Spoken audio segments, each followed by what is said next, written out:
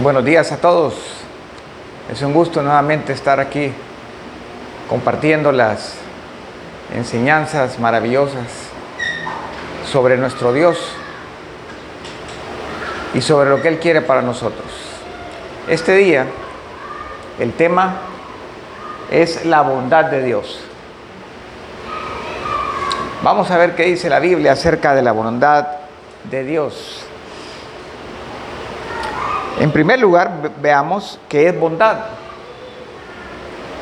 Y vemos que la bondad es la cualidad de bueno. Aquello que es bueno es aquello que da bondad.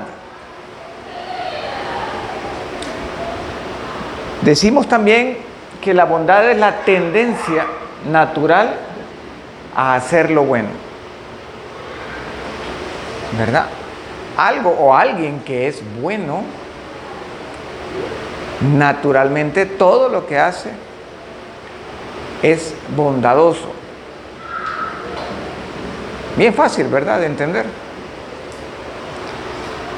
Y tal vez nos ayude también a entender qué es bueno, entendiendo lo contrario a lo bueno. Lo contrario a lo bueno es la maldad,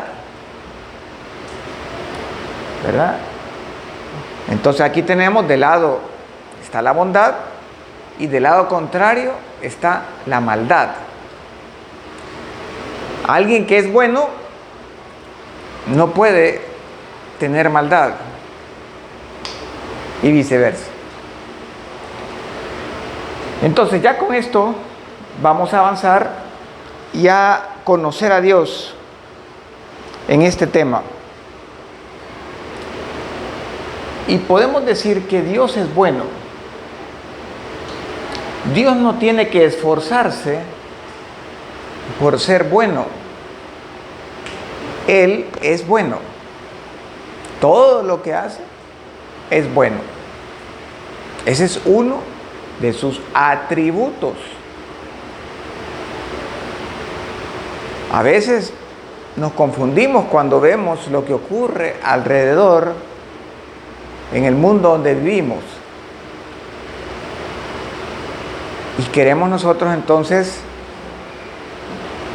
relacionarlo con la naturaleza de Dios, pero no tiene nada que ver. Dios es aparte de lo que ocurre alrededor de nuestro mundo. Él es bueno siempre. Nuestra mejor guía de información para entender este tema, para entender este atributo de Dios, es que vayamos a la Biblia. Vamos a ir como este muchacho que está aquí en esta imagen y nos vamos a meter en el mundo maravilloso de la Biblia. La palabra de Dios. La palabra de Dios es buena porque viene de un Dios que es bueno.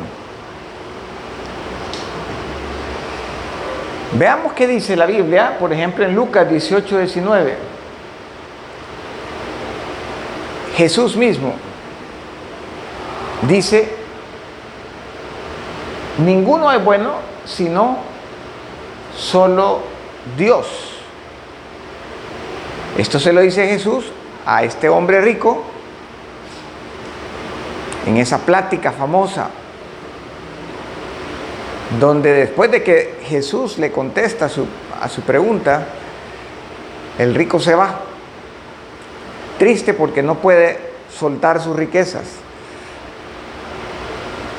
Pero todo comienza con una aseveración de parte de Jesús, donde deja claramente afirmado que solo Dios es totalmente bueno. Su naturaleza es buena. También vemos, por ejemplo, en Primera de Juan, recordemos que Juan fue muy cercano a Jesús. Juan pudo ver con mucha claridad que él era el Hijo de Dios. que Jesús era Dios mismo, y pues tuvo esa experiencia de conocerlo cercanamente, vivir con Él, caminar con Él. Entonces Juan nos dice a nosotros, miren, Dios es luz y en Él no hay ninguna oscuridad. Juan nos está diciendo, miren, yo cuando estaba con Jesús, Él me enseñó claramente que Dios es luz y que no hay ninguna oscuridad en Él. Se los digo de verdad. Así que aquí vemos, ¿verdad? Por un lado, Cristo nos dice que Dios es bueno, por el otro lado nos dice que en Dios no hay maldad. Él es bueno.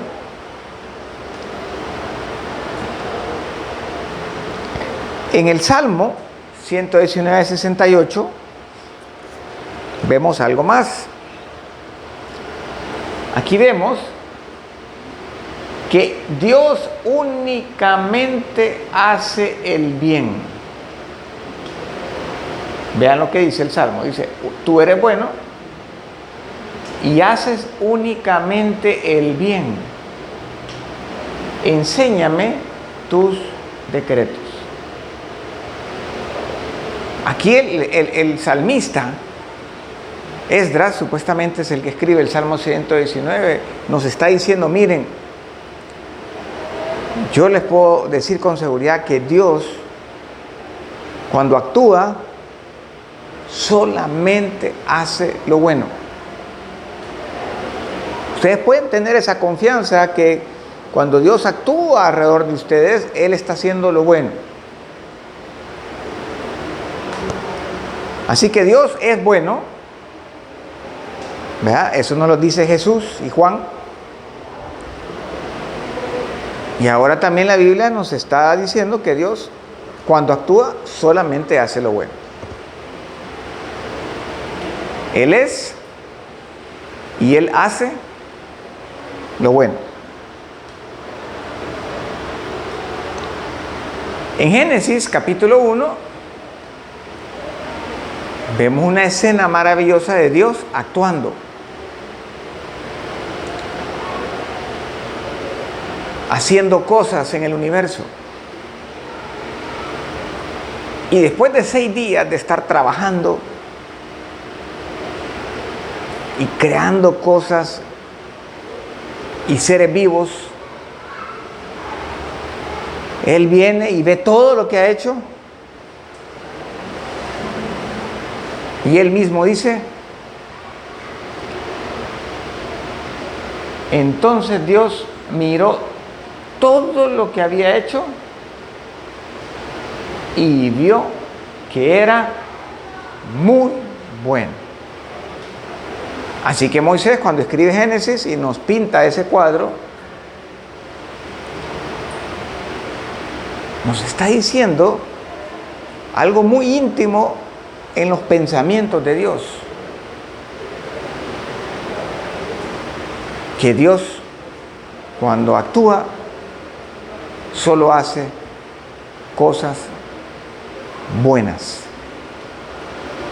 Así que podemos tener esa confianza que Él siempre actúa haciendo lo bueno.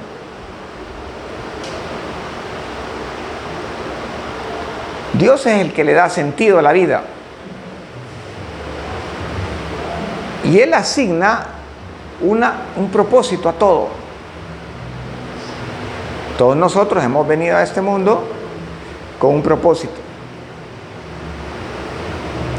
Por ejemplo, en el caso de José, el hijo de Jacob, ¿se acuerdan que sus hermanos lo vendieron a unos traficantes, a unos mercaderes, de esclavos? Se lo llevan a Egipto y ahí le toca vivir cosas difíciles. Pero llega un día y es el segundo hombre después del rey. Y un día, mientras él trabajaba en sus labores se encuentra que sus hermanos llegan a Egipto porque hay una situación de hambruna en la tierra donde ellos están. Ellos no saben que José él es un alto funcionario en Egipto. Pero cuando ya se dan cuenta que José es el segundo después de Faraón, y entonces se sienten avergonzados de lo que le hicieron a su hermano, José dice algo bien interesante acerca de los planes de Dios, acerca de los propósitos de Dios. Y dice: vosotros, ustedes hermanos, pensasteis mal contra mí, mas Dios lo encaminó a bien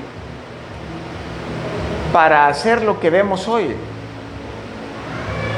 para mantener en vida a mucho pueblo. Quiere decir que mientras aquí en la tierra nosotros, los seres humanos, hacemos cosas malas, hay un Dios que está actuando y haciendo que las cosas buenas que Él tiene en mente, al final prevalezcan sobre las cosas malas. Entonces aprendemos quizás dos cosas aquí importantes de esta historia. Una, que Dios tiene un plan y pase lo que pase, va dirigido hacia lo bueno con respecto a nuestras vidas. Pero que también, a pesar de las cosas malas que hay aquí en la tierra, todo puede encaminarse a bien, porque Dios puede intervenir. Así que la última palabra la tiene Dios. Y si Él tiene la última palabra, lo bueno puede llegar a ser el final de la historia.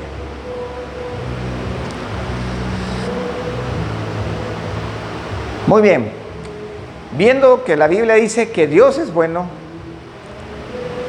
que Dios actúa siempre haciendo lo bueno, también esto seguramente trae consecuencias en nuestra vida. Y veamos cuáles son las consecuencias en nuestra vida. La más importante de todas, Marcos 1:14, dice que después que Juan fue encarcelado, Jesús vino a Galilea predicando el evangelio del reino de Dios. Nuevamente, vean aquí, igual que en la vida de José, hay una escena de maldad, porque Juan está en la cárcel por predicar lo que es correcto, ¿verdad? Por predicar la ley. Sabemos todos que Herodes lo mete en la cárcel porque le estaba señalando un pecado que él estaba cometiendo.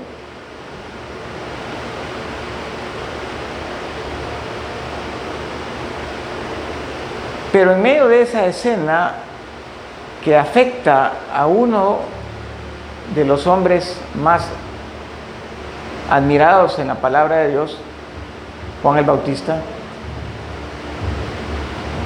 Jesús aparece actuando, haciendo algo. ¿Y qué está haciendo Jesús? Caminando por Galilea, quizás una de las zonas más pobres de Israel, donde había mucha necesidad, predicando el evangelio. Pero ¿qué tiene que ver predicar el Evangelio con bondad, podríamos decir? Pues miren qué interesante. Si analizamos la palabra Evangelio, ¿saben qué significa? La palabra Evangelio significa la buena noticia. Digamos que la expresión más grande de la bondad de Dios, de lo bueno de Dios, es el Evangelio. Y la palabra Evangelio es simplemente buena noticia. Porque esa buena noticia cambia vidas.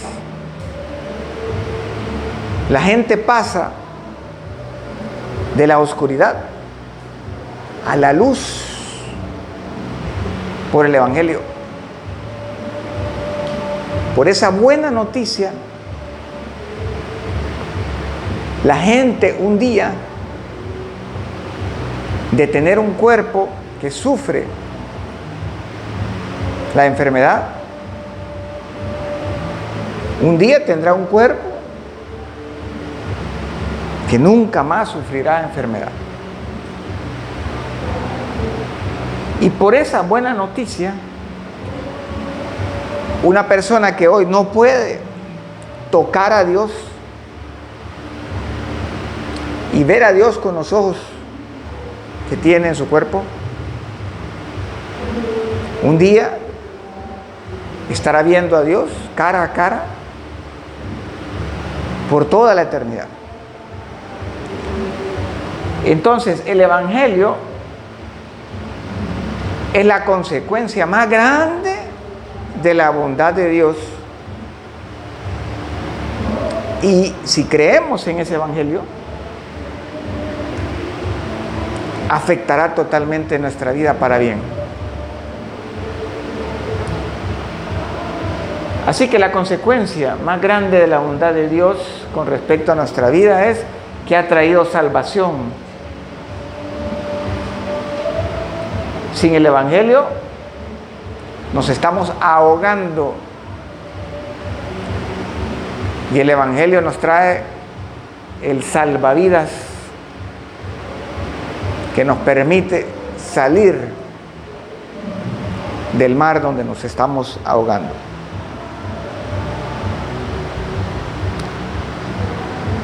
En el Salmo 107, el salmista nos dice que también como consecuencia de la bondad de Dios, que es indiscutible en el universo y alrededor de nuestra vida,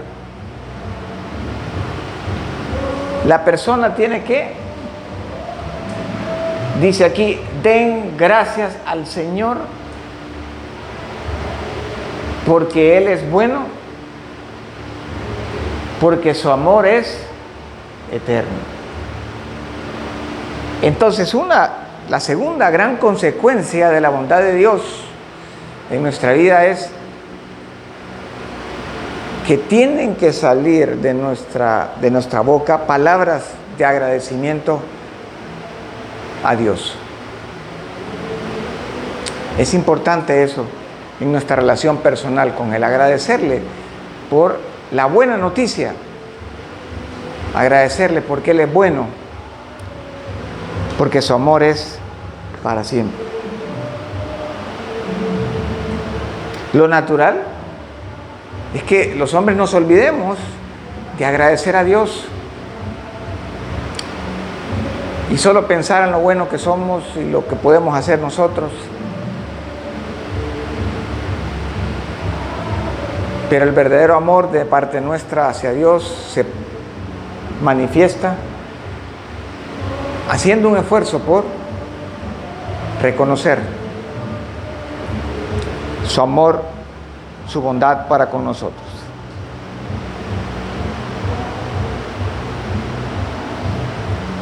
Y ahora, ¿cómo puedo experimentar la bondad de Dios. ¿Verdad? Y hay un salmo que expresa muy bien cómo poder experimentar la bondad de Dios. El Salmo 34. Y en el Salmo 34 hay un resumen del evangelio que Cristo predicó. Y ese resumen está en el versículo 8. Y dice: gustad y ved que es bueno Jehová, dichoso el hombre que confía en él.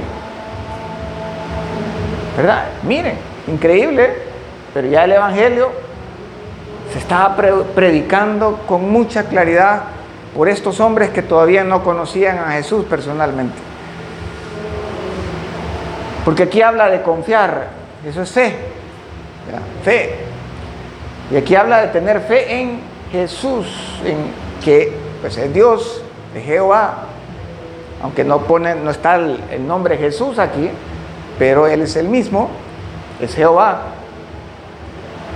Y está haciendo entonces la invitación aquí David de que personalmente gustemos y conozcamos a Dios mediante la confianza o mediante la fe.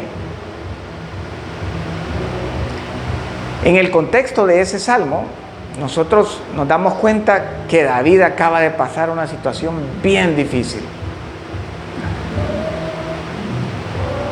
A este muchacho que había hecho pues una hazaña grande por Israel al matar a Goliat, ahora el propio rey de Israel lo quiere matar. Le está pasando algo que nunca hubiera pensado en su vida. Que el que un día le dio permiso para matar a Goliat y salvarlo a él y a todo Israel, ahora lo quiere matar. Y todo el ejército de Israel tenía la misión de matar a David.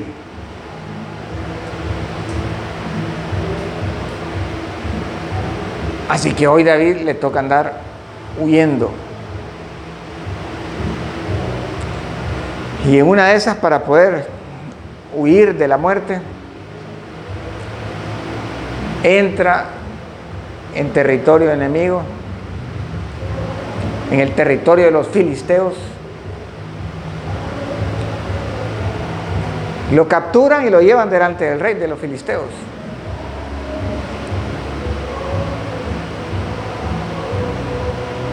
Y David, para poder salir de esa encrucijada, actuó como que si él estaba loco. Imagínense hasta lo que tuvo que hacer David en su vida. Actuar como que estaba demente. Total que cuando el rey lo ve y le dice: mira, este es David, el que mató a Goliat, el defensor de los israelitas, el que nos mata a un montón de nuestros soldados. El rey dice: ¿cómo van a creer que es él si este es un loco que me han traído ustedes, hombre? Entonces el rey, convencido que era un loco y que no era David, lo deja ir. Ya una vez David pues logra salir de ese problema, escribe el Salmo 34. Un salmo precioso de 22 versículos. El salmo, cada versículo empieza con una de las letras del alfabeto. Está hecho bien bonito, ¿verdad? Y en ese salmo es que encontramos esta invitación a gustar y ver que es bueno Jehová. En otras palabras, nos invita a experimentar la bondad de Jehová, de personalmente girar nuestra voluntad y abocarnos a disfrutar a Jehová. Hay que detenernos en esas dos palabras, gustar y ver. ¿Ya? Gustar es probar o saborear. Ahí en la pantalla les pongo una naranja. Y pues solo ver la naranja puede asombrarnos un poco, ¿verdad? Qué bonito ese fruto. Pero si nosotros vamos, le quitamos la cáscara y la metemos dentro de la boca y la masticamos, vamos a sentir lo que realmente es una naranja.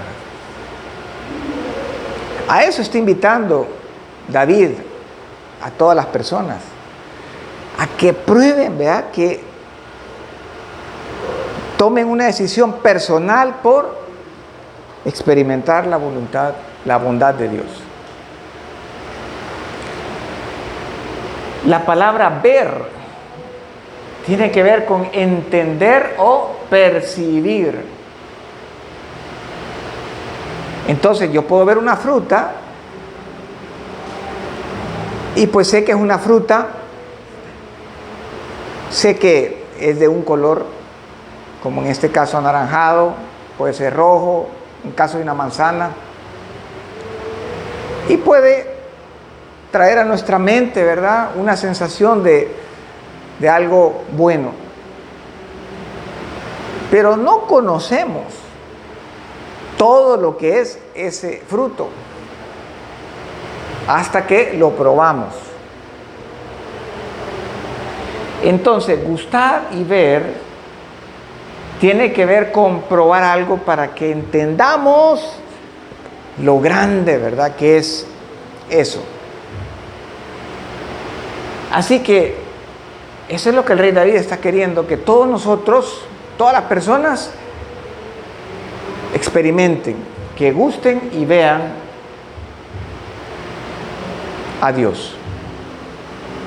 ¿Y cómo podemos hacer esto? Me dirán ustedes, ¿verdad? Porque ¿qué hago? Agarro un pedacito de Dios y me lo meto en la boca.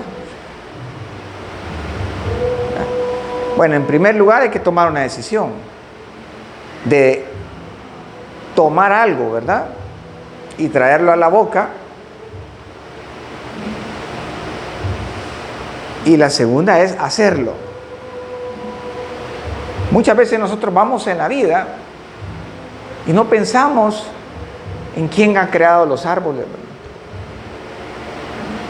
en quién ha puesto ese deseo de muchas personas de hacer lo bueno en esta tierra. No pensamos, no se nos viene a la mente cómo Dios está interviniendo día a día en nuestra vida y en nuestro mundo. Vamos solo pensando en lo propio, en lo nuestro. Pero lo primero que tenemos que hacer en este caso para gustar y ver es decidir, no, voy a poner atención y ver qué es lo que Dios está haciendo y cómo poder tener una relación cercana con Él. Y podemos hacer cosas como estas. Por ejemplo, Salmo 119 dice que cuán dulces son a mi paladar tus palabras, más que la miel a mi boca. Dice aquí el salmista que la palabra de Dios es deliciosa, es dulce. Entonces una es dedicar tiempo a estudiar la Biblia, desde leerla hasta entender el significado de cada palabra y ver el mensaje de Dios para mí a través de cada versículo de la Biblia. También podemos gustar y ver la bondad de Dios estudiando la obra de Dios alrededor de nosotros. Por ejemplo, al ver la naturaleza y ver lo bello, ¿verdad?, de los árboles, los animales. Ver también alrededor de nosotros la bondad que emana de ciertas personas que nos ayudan en la vida. ¿Verdad? Recordar, por ejemplo, nuestros profesores allá en el colegio, cómo nos enseñaron con paciencia. Recordar a los médicos que un día nos curaron de alguna enfermedad. Recordar a la abuelita que nos cuidaba, ¿verdad?, con tanta ternura. Entonces, al analizar y ver alrededor, nos damos cuenta que la bondad de Dios está ahí, dispersa en muchos seres humanos. También podemos ver y gustar la bondad de Dios estudiando la obra de Dios en nosotros. ¿Verdad? En el Salmo 34, 19, en ese mismo Salmo dice: muchas son las aflicciones del justo, pero de todas ellas le librará Jehová. ¿Verdad? Recordemos cuántas veces hemos pasado por enfermedades difíciles y hemos salido adelante. O alguna situación donde íbamos en un carro, chocó el carro y nosotros pudimos salir sin un rasguño. O cuando nos hemos caído, ¿verdad?, y pudiendo haber muerto o haber terminado con fracturas, no nos pasó mayor cosa. Y así, de cuántos peligros, de cuántas aflicciones Dios nos ha sacado adelante. Y ahí vamos a gustar y ver la bondad de Dios. Pero también podemos gustar y ver la bondad de Dios confiando hoy, este día, en su obra en nosotros. Porque Él está actuando en nosotros, alrededor de todos los seres humanos. Él tiene un plan como lo tenía con José. Tiene un plan que está llevando a cabo como cuando Jesús vino y dijo: ando predicando el Evangelio en Galilea. Así hoy en día Jesús se mueve predicando las buenas nuevas alrededor de todo el mundo y en nuestra vida también. Entonces dice, ahí también dice David en el 34, en el versículo 4, dice: busqué a Jehová y Él me oyó y me libró de todos mis temores. Entonces, lo que está diciendo David es que miren, esa experiencia que yo pasé, que me iban a matar los filisteos, ya me tenían preso, solo estaban esperando la señal final del rey para que me mataran, pero nos está diciendo que él en su corazón en ese momento estaba buscando a Jehová y orándole: Señor, aquí estoy en una situación difícil, me van a matar. Y nos dice David que en ese momentito él estaba confiando en Dios. Y él estaba esperando ver la bondad de Dios en medio de esa situación de maldad. Y Dios lo sacó. Y más adelante todos sabemos la historia, que no solamente lo sacó, sino que llegó a ser el rey de Israel por 40 años. Así que confiemos hoy en la obra que Dios está llevando a cabo en nuestra vida, que es buena. Y esa es la invitación, amados hermanos, para esta mañana. Gusten y vean qué bueno es el Señor. Espero que lo que hayamos aprendido esta mañana les sirva a ustedes para crecer en su relación personal con Dios. Y seguro vamos a tener buenas noticias de lo que Dios está haciendo en su vida. Gracias por su atención y nos vemos otro día.